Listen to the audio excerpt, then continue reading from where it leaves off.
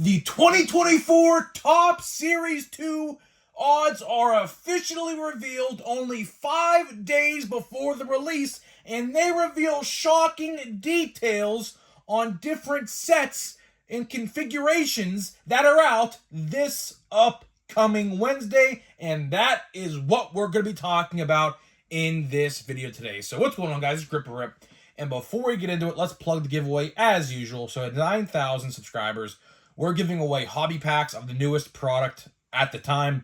All you got to do is be subscribed, like this video, turn on the post notifications for all the content, and last but not least, leave a comment in the comment section of this video and countless others on who you think your All-Star representative is going to be on your favorite team at the All-Star game. And I'll pick the winner once we hit 9,000 subscribers. So there is that. Should not be too long. We could very well give away. It's either going to be Series 2 or Chrome. I mean, there's no other set, and we're literally like 200 subscribers away. So it's either going to be Series 2 or it's going to be Chrome. So just depends on when we hit 9,000, obviously. But either way, not going to waste any more time. Let's get into it, right? Series 2 is 5 days away. Certainly doesn't feel like it. I mean, it certainly does not feel like we're only 5 days away from this set because we've just waited so long. Like, that's the thing. Like, typically odds and checklists come out like a month, month and a half, 2 months even, sometimes, prior to release. And this time, for whatever reason, don't know why, and we'll talk about that in a little bit, they released a week before. I was under the assumption that Topps was maybe hiding something, good or bad, don't know. Now we do know, checklist-wise, we do know it was bad, right? The checklist, the general consensus I have seen, my friends, subscribers in the comments, the general consensus is people are not really excited. And that kind of sucks, but at the same time, the trade-off is we're going to get a great update. So the trade-off, I guess, is good, but there's definitely a way they could have balanced that out. I certainly think that they could have balanced it out for Series 2 and update to make them both great. Series 2 will be okay. It's not going to be anything like, worthwhile because realistically, the top three guys, it's Mason Wynn, Yamamoto, and Iminaga. Those are your top three guys. I mean, there isn't really any other competition. Junior Caminero, probably 4 or 5. But other than that, there really isn't no, oh my God, this guy is going to be a superstar, right? So, it is what it is, right? But we talked about the checklist. Today, we're going to be talking about the odds, right?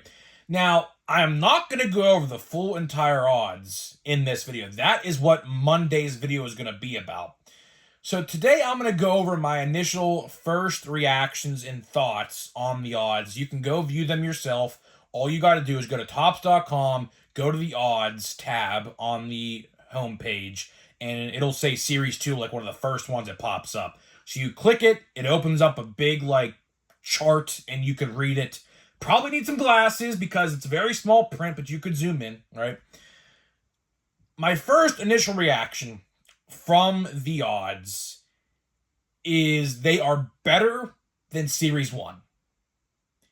They're better than Series 1 because there is less printed of Series 2. See, a lot of people don't understand this. So if you're a new-time viewer, let me educate you here on something real quick. Every time they do a new set, like a Series 1, 2, and update, the print run gets smaller and smaller each time, right? So the print run, let's say, just make up a number. Let's say 1 million per base card for Series 1. Series 2 might be 750,000.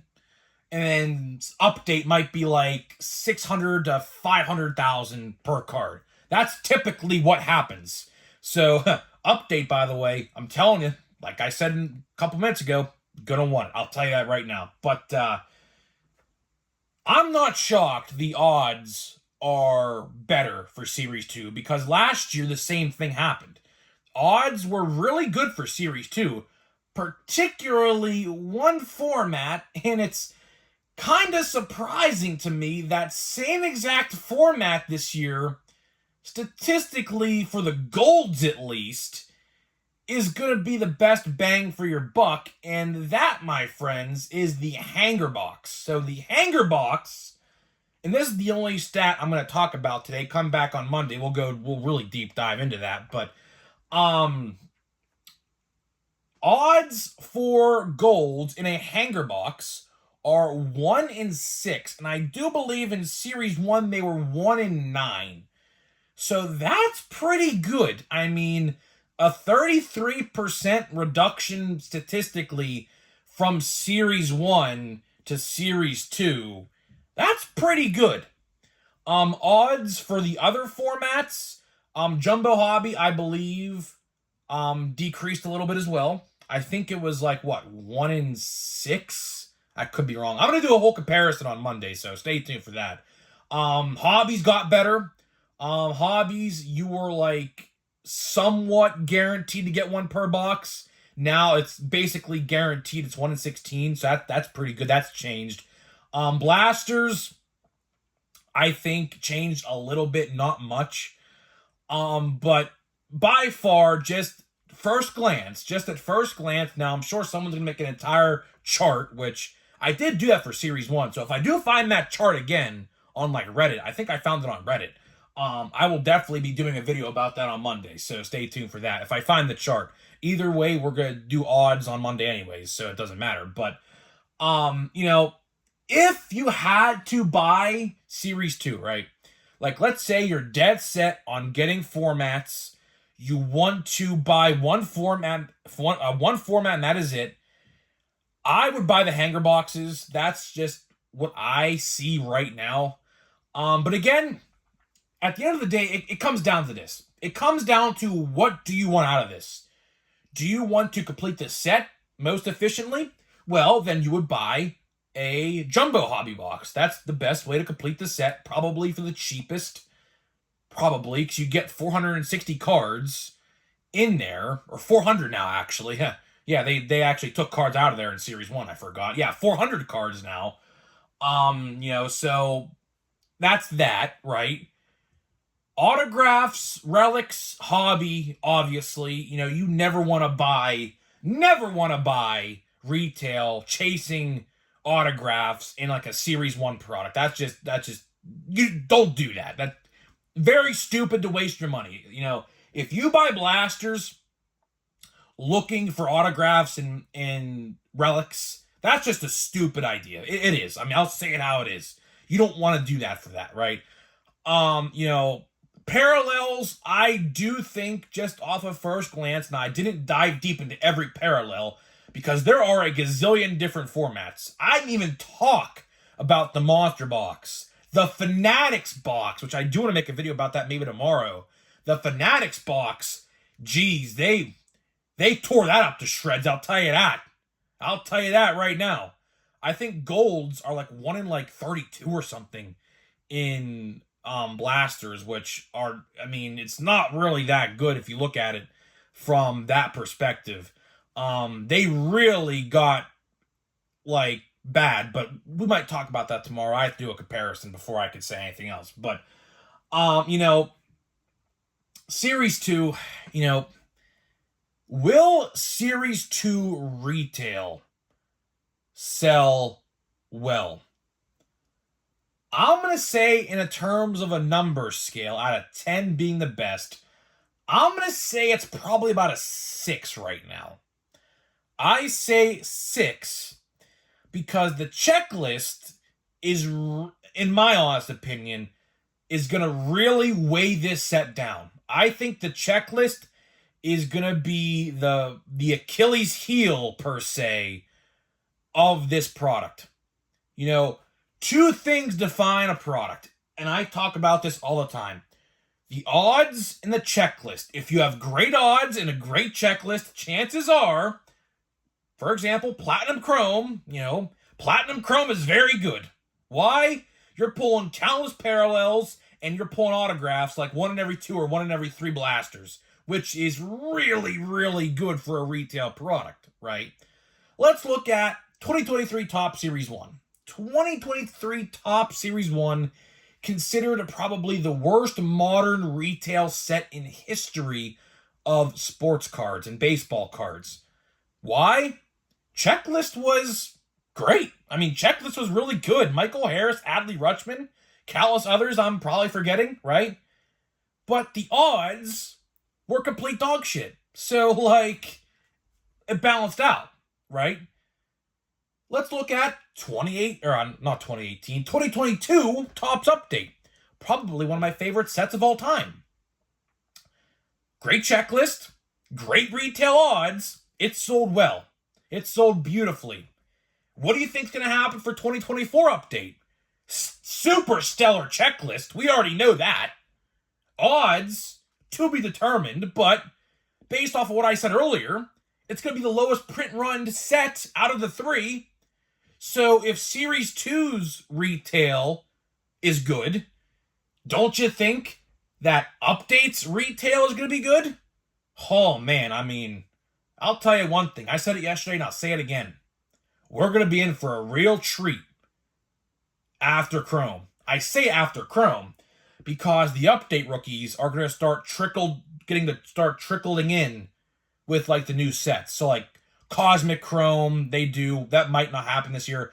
I don't know if Cosmic Chrome is coming out or not. I'm just assuming it is. Allen and Ginter, Stadium Club, Archives, Plain Jane High Number. All of those sets are going to start to trickle in the Update rookies before Update even comes out. Of course, depending on release date schedule. But we're going to be in for a really good end of the year, right? And how I look at this is I'm going to save some money now to dump it out later. I don't want to buy a lot of Series 2. I'm probably just going to buy a hobby box, maybe a couple hanger boxes for like a channel members video or something, and that is it. And then, if I feel inclined to go buy whatever else, I will. But eBay, I will tell you this. eBay is definitely going to be your best friend for this set. Instead of buying a hobby box, you could just buy $100 worth of Mason Wynn parallels, which I don't know how many parallels you would get for $100 because he's definitely going to be one of the top 4 guys of the set, right? But you could buy some nice Mason Wynn, maybe autographs. You could definitely get yourself a Mason Wynn autograph for less than $100, I would think, maybe. Parallels, relics, whatever he has in the set, right? Same thing with, Shota, Iminaga, and Yamamoto. What's interesting about this set, and I'll talk about this on Wednesday when we do our top 10 most valuable. What's interesting about this set is most likely, I didn't make the video yet, so I have to really, look at the rankings and things like that. Because I didn't make the top 10 yet, so we'll see what happens with my list. But this is the first time in a long time where 2 pitchers are most likely the top 2 cards of the set, right? And value-wise,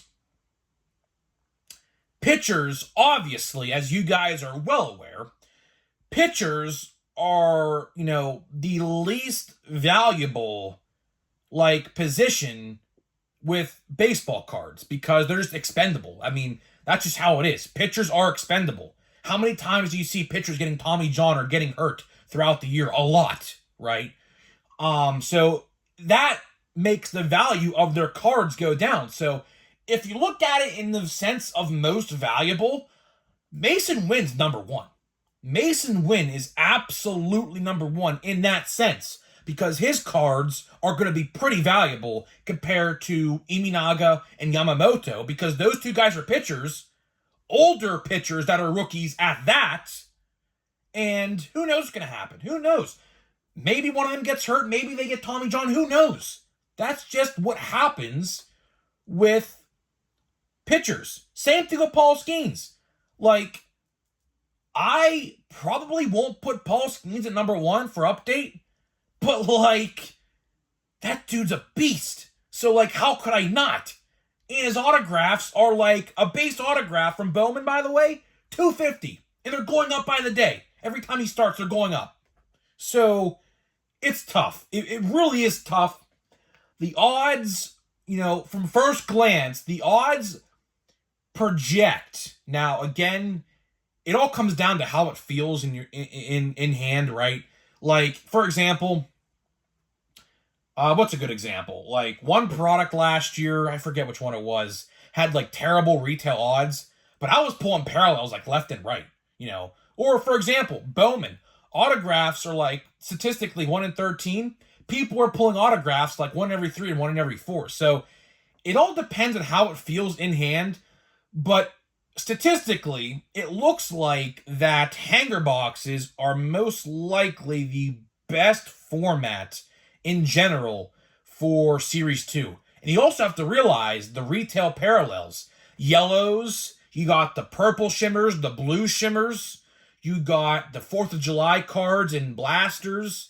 We didn't even talk about that in this video. There's different things in different configurations, like shimmer cards in monster boxes, teal parallels in the Fanatics box, which I mentioned earlier is coming back. Hobby and Jumbo don't have like exclusive stuff like that. They have like acetate cards and things like that, but they don't have like guaranteed like shimmers and yellows and things like that. You got your blues, which are universal in retail. That's not big of a deal no more. So overall, hangers are probably the best way to go. Monday we're gonna do a comparison to Series 1 to Series 2, with these, and you could see for yourself. So we'll really dive deep into that on Monday, so stay tuned for that.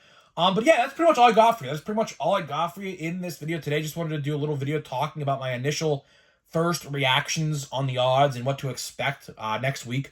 Because chances are you are probably going to see Series 2 on your retail shelves probably before Wednesday. Like, if you're a vendor, if your vendor stocks before Wednesday, chances are they might stock Series 2 before release day. So keep an eye out. Keep an eye out if you're looking for Series 2.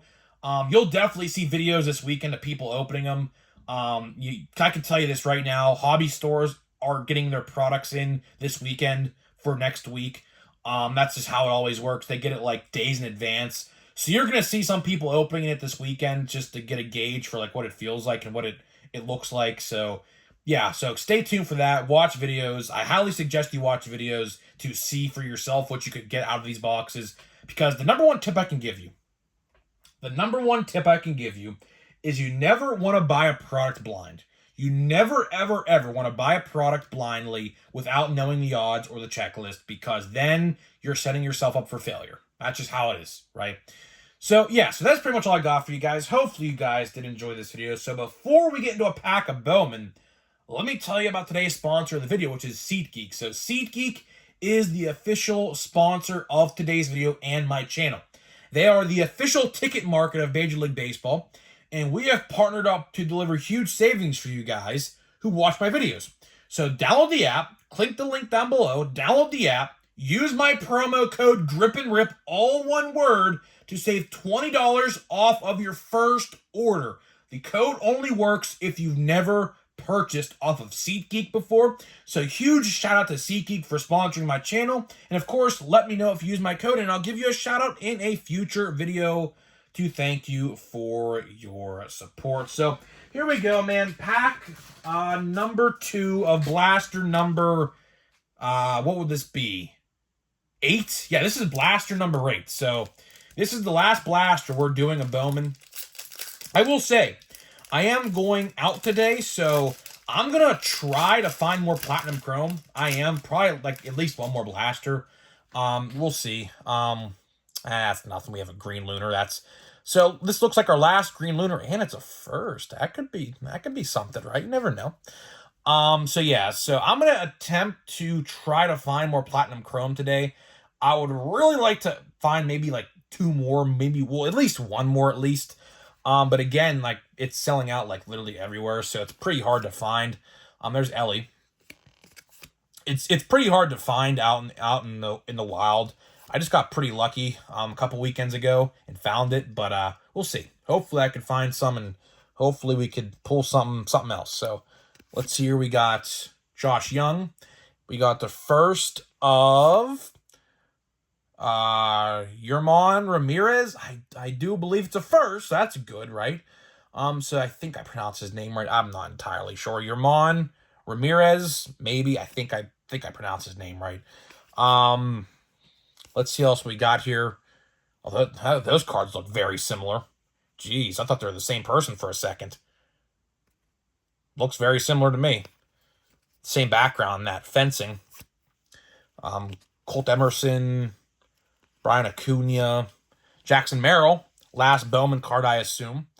Don't know how to pronounce that guy's name. And we got Max Anderson, not Max Clark, Max Anderson. So, all right, that's it. Bowman, like I always say, I think Bowman has officially, my luck for the product, I think, has officially run out. I haven't really pulled anything much of anything worth note as of late in that. So, well, although I did pull a Junior Caminero out of 75, which is really cool. But either way, no autographs or nothing. I just don't think it's going to happen. I officially, I think, given up on the autograph chase for Bowman. Either way, I mean, I really can't complain. My retail luck has been really good as of late. We got 2 autographs out of Platinum Chrome in 3 boxes. That's really good. So I can't complain with my retail luck. My retail luck has actually been pretty good as of late. So guys, either way, I'm getting out of here. Let me know what you think, and I'll see you guys in the next video.